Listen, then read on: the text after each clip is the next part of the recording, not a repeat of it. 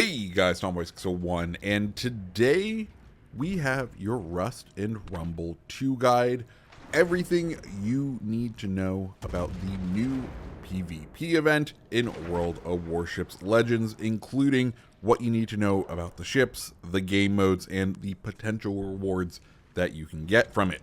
If that sounds good to you, make sure you hit the like button, make sure you hit the subscribe button, and let's dive on in. And first things first, what is Rust and Rumble 2? Well, it is a 3v3 PvP game to celebrate the April Fools. It's our April Fools event for the year. In this game mode, there are two ships that you can select. There's Riotous and the Petropavlovsk, a shortened version down of the Petropavlovsk. What is unique about these ships is each of them has one of their mounts, one of their weapon mounts have been replaced with missiles, which is very unique. Let's go ahead first go over Riotous. Now, Riotous is a Smalland that has been kind of modified, as we said before. The key things that you need to know about it is, first and foremost, it does have no primary guns. That's right. The two player-controlled munitions on this are the torpedoes and the missiles. You can see on the rear of the vessel, there is the replacement for one of those turrets. It is the missiles. As far as its consumables go, it has a damage control party. It has the missile defense consumable, which shoots down all incoming missiles. Then there's steam engine boost, which gives you a 30% speed boost, and then a repair party. And that is sort of all you really need to know about Riotous. You just sling out torpedoes, you sling out missiles, and you try to stay relatively hidden. On the other side, there's the Petropavlovsk, where its rear mount has been replaced with missiles, so it plays as a much more front-heavy, a much more nose-in version of the Petropavlovsk, which is already sort of a nose-in style cruiser. As far as its consumables go, it has that same missile defense. It does have the unique drone, which puts a little drone in the water and it goes out and kind of attacks people. It goes towards someone, it does 10,000 damage, and then you have a 11.7 kilometer radar with a 25-second duration, which is very useful. One other thing to note, the missiles, both of them do 10,000 damage, which is fairly, it's a pretty good chunk. The Riotous missiles do a little bit less at 6,000, but the missiles overall do pack a pretty good punch. Now, what are you going to be doing in these game modes? Well, there's 3 different game modes in Rust and Rumble.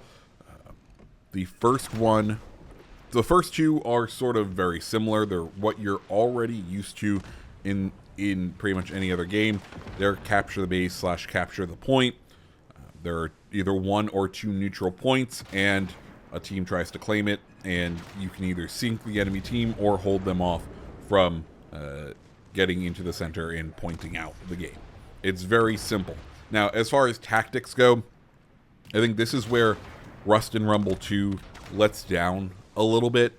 It does feel very much that, the strategy is you kind of just bully one ship. Whoever decides to be spotted first, you send a missile towards them so that they burn their missile consumable, and then the rest of the team just launches a salvo after salvo after salvo at whatever ship is spotted, and they get chunked down fairly quickly. And that's sort of the interplay that missiles have at this time. Now, you don't have to activate the missile defense consumable in order to shoot down missiles. That is one thing I was noticing last night.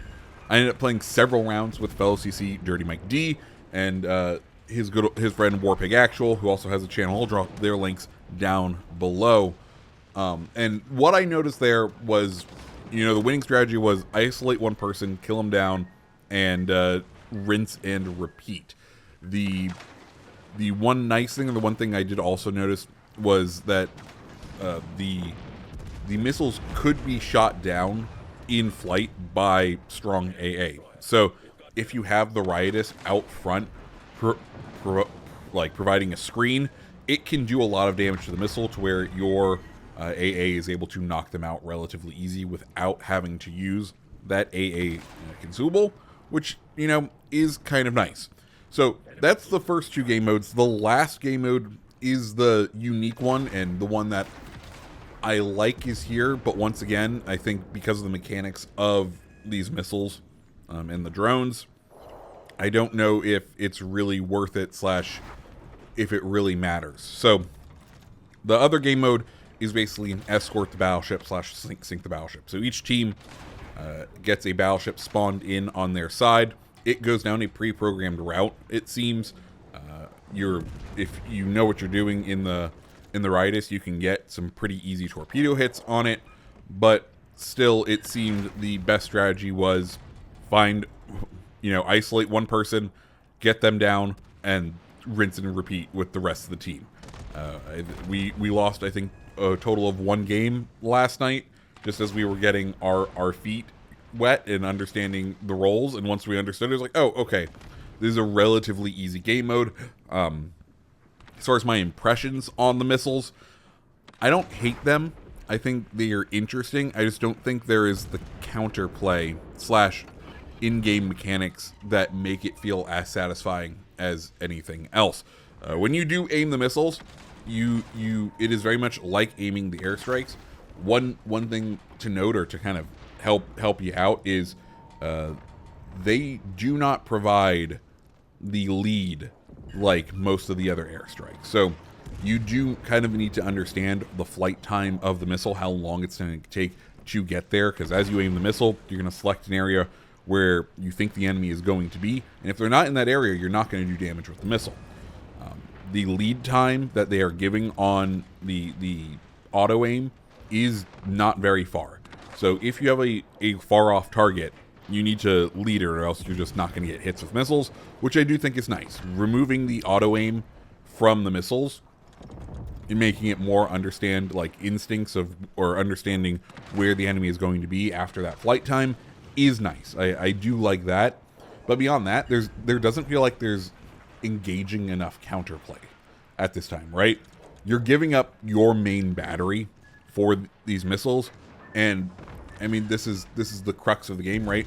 We're all used to the HE-AP mechanics, right? They're nose in, you fire the HE. If they're broadside, you flip over to AP because you can get the citadels, and there is a risk reward that you as a player engage in to get off all of your guns compared to the possibility of getting broadside, and it feels good. And I don't know if the missiles are there yet in order to do it. So that's my thoughts on the missiles. Let's now go ahead and talk about why we're doing this, because obviously this does feel very much like we are testing some things, so we better get rewarded for testing for some things. So as you play the event, you are going to earn a event currency called skulls. There are 4 kind of rust and rumble missions, 3 overarching ones, and 1 that seems like it's going to refresh weekly, or maybe 3 of them are going to refresh weekly. Anyways, according to the article that was published about this, within these free-to-play ones, we should expect 10,500 skulls to be able to be acquired. On top of that, there was also a code put out. I'll go ahead and talk through that code right now. NGRYMT7K5Q. That can be redeemed at wowslegends.com/code redeemer for 1,000 skulls. So in theory, I think that's 11,500 skulls that you can get in this game mode. And what can you spend those skulls on? Well,